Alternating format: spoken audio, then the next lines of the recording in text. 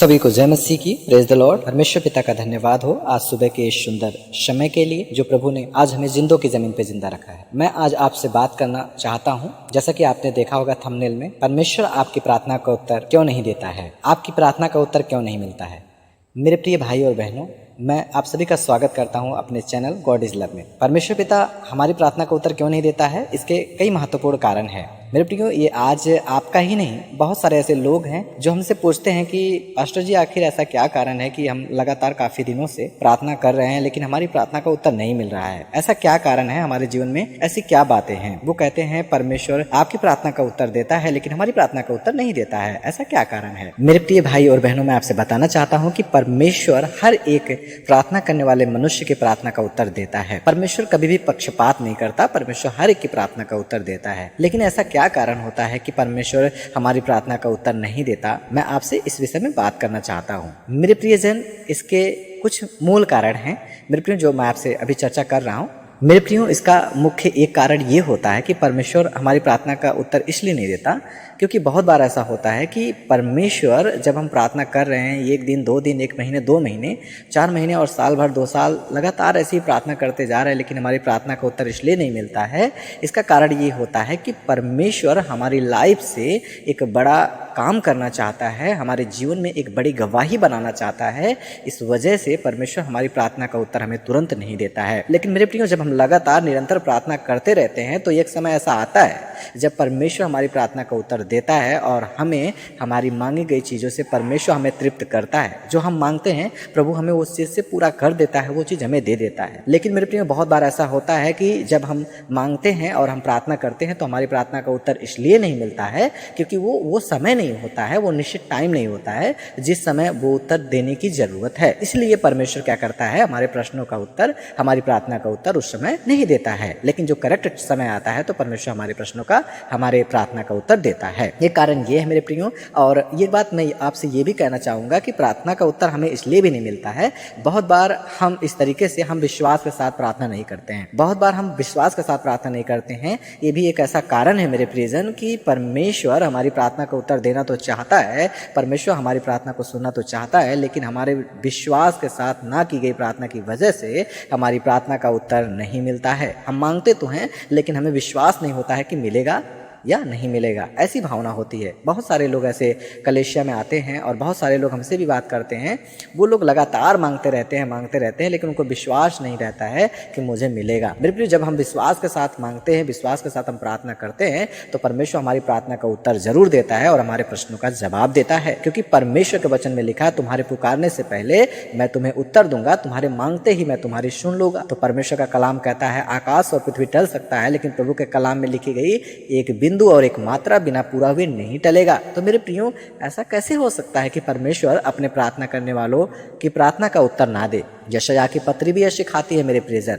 So that मैं आपसे यही कहना चाहता हूँ, अंततः मैं आपसे यही कहना चाहता हूँ मेरे प्रियो कि हम परमेश्वर हमारी प्रार्थना का उत्तर जरूर देंगे, लेकिन जब हम विश्वास के साथ प्रार्थना करेंगे तो, क्योंकि परमेश्वर का वादा है और परमेश्वर अपने वादों से कभी मुकरता नहीं है। और एक महत्वपूर्ण कारण है जिसके कारण परमेश्वर हमारी प्रार्थना का उत्तर नहीं देता है, वह है हम विश्वास करते हैं लेकिन हमारे विश्वास के साथ में कर्म नहीं जुड़ा हुआ है।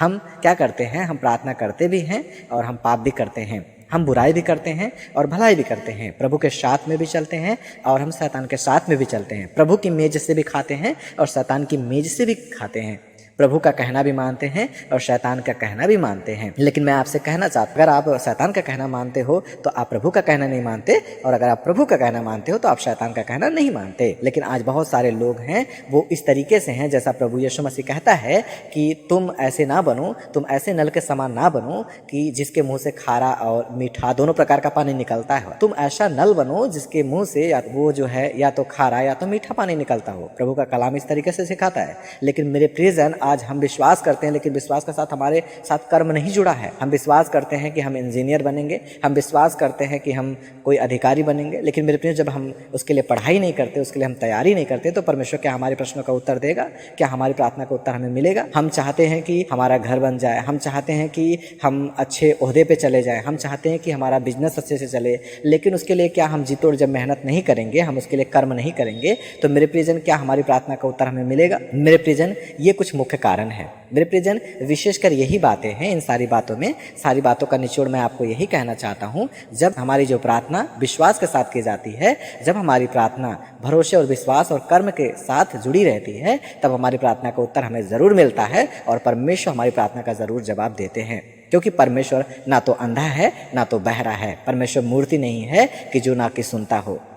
परमेश्वर हमारा जिंदा परमेश्वर है, जो कि सुनता है, समझता है, जानता है। इसलिए मेरे प्रियो, मैं आप सभी से कहना चाहता हूँ मेरे भाई और बहनों, कि परमेश्वर आप सभी की प्रार्थना का उत्तर देना चाहता है। लेकिन हमारी कमियां हैं, हमारी खुद की बुराइयां हैं, हमारे खुद के पाप हैं, हमारे अंदर कुछ ऐसी बुराइयां अभी भी बनी हुई हैं मसीह में आने के बाद भी, जो कि हमें प्रार्थना के उत्तर मिलने में हमारे लिए बाधक बनता है। हमारा परमेश्वर हमें देना चाहता है, लेकिन वो हमारी बुराइयां, वो हमारी गंदी आदतें परमेश्वर की आशीषों के लिए बाधक बनती हैं। मैं आपसे कहना चाहता हूं, अपनी आदतों को देखें, अपने स्वभाव को देखें, अपने चाल चलन को देखें और तब इस बात का तय करें कि परमेश्वर हमारी प्रार्थना का उत्तर क्यों नहीं देता। मेरे प्रियजन, अगर आप परमेश्वर की आज्ञाओं का पालन करते हैं, प्रभु के वचन के अनुसार जीवन को जीते हैं और विश्वास के साथ अगर आप प्रार्थना करते हैं, मैं आपसे कहना चाहता हूं कि परमेश्वर आपकी प्रार्थना का उत्तर आपको जरूर देंगे। इसमें कोई शक नहीं है, क्योंकि परमेश्वर ने अगर मूसा की प्रार्थना का उत्तर दिया तो आपकी प्रार्थना का उत्तर देंगे। परमेश्वर ने दानियल की प्रार्थना का उत्तर दिया तो परमेश्वर आपकी भी प्रार्थना का उत्तर देंगे। परमेश्वर ने यीशु की प्रार्थना का उत्तर दिया तो परमेश्वर आपकी भी प्रार्थना का उत्तर देंगे। जब परमेश्वर ने पतरस का सुना, परमेश्वर ने पौलुस का सुना, परमेश्वर ने हमारा सुना, परमेश्वर आपके पास्टर का सुनता है, तो परमेश्वर आपकी क्यों कर ना सुनेगा? परमेश्वर सुनेगा, जरूर सुनेगा। क्योंकि परमेश्वर चाहता है कि हम उससे विश्वास और पूरे प्रेम के साथ, पूरे भरोसे के साथ और पूरी ईमानदारी के साथ, सच्चे दिल के साथ और पूरे भरोसे और विश्वास के साथ हम प्रार्थना करें। आशा करता हूं आप सभी को ये सारी बातें समझ में आई होंगी और आप अपने जीवन में एक नया निर्णय लेने जा रहे हैं कि आपका परमेश्वर आपकी प्रार्थना का उत्तर दे। अपने जीवन में बदलाव करें और परमेश्वर की आशीषों को अपने जीवन में आप देखने पाएंगे और बड़ी गवाही को आप अपने जीवन में देखेंगे। आइए मेरे भाई और बहनों, आइए परमेश्वर के प्रेमियों, हम परमेश्वर पिता से इन वचनों के अनुसार प्रार्थना करें जो प्रभु ने आज हमें सिखाया है कि परमेश्वर हमारी प्रार्थना का उत्तर क्यों नहीं देता है।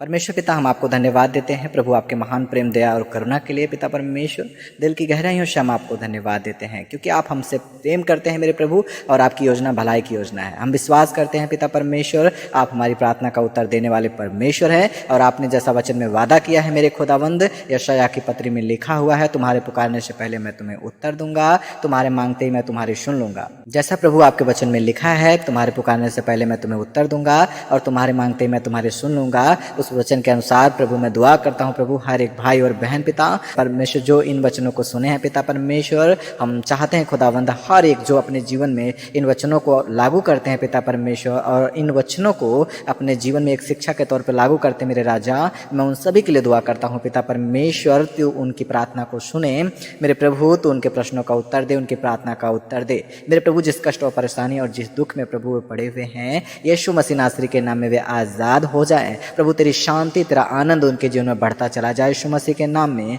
मेरे पिता परमेश्वर, बहुत सारे ऐसे भाई और बहन है पिता परमेश्वर जो शादी को लेकर लगातार काफी समय से प्रार्थना कर रहे हैं मेरे प्रभु जी, मैं दुआ करता हूँ परमेश्वर पिता उन लोगों की प्रार्थना का उत्तर मिलने पाए यीशु मसीह के नाम में पिता परमेश्वर। बहुत सारे लोग बीमारी में पड़े हुए हैं मेरे प्रभु जी, अपनी बीमारी से आजादी के लिए लगातार प्रार्थना कर रहे हैं मेरे प्रभु जी, हे पिता वो अपनी बीमारी से आजाद हो जाए यीशु मसीह के नाम में। बहुत सारे लोग आज दुष्ट आत्माओं के बंधन में पड़े हुए मेरे प्रभु जी, हम दुआ करते हुए दुष्ट आत्माओं के बंधन से आजाद हो जाए यीशु मसीह के नाम में प्रभु, तेरी सामर्थ्य तेरा जलाल काम करे खुदावंद, पवित्र आत्मा काम करे उन लोगों के जीवन में मेरे प्रभु जी। और हम चाहते पिता परमेश्वर हर एक दर्द में पड़े हुए हर एक भाई और बहन पिता जो काफी दिनों से दर्द में है मेरे प्रभु जी, आजाद होना चाहते हैं मेरे पिता परमेश्वर, लेकिन उनकी प्रार्थना का उत्तर किसी कारण से नहीं मिल रहा है मेरे प्रभु, उनके प्रार्थना का उत्तर उनके पापों के कारण नहीं मिल रहा प्रभु। आज वो निर्णय लेते हैं प्रभु अपने जीवन को बदलने का, अपने उन पापों को त्यागने का, छोड़ने का निर्णय लेते हैं मेरे पिता परमेश्वर, और मेरी दुआ खुदावंद उनके प्रार्थना सुनी जाए यीशु मसीह के नाम में मेरे प्रभु, उनके जीवन में आनंद और शांति होने पाए प्रभु।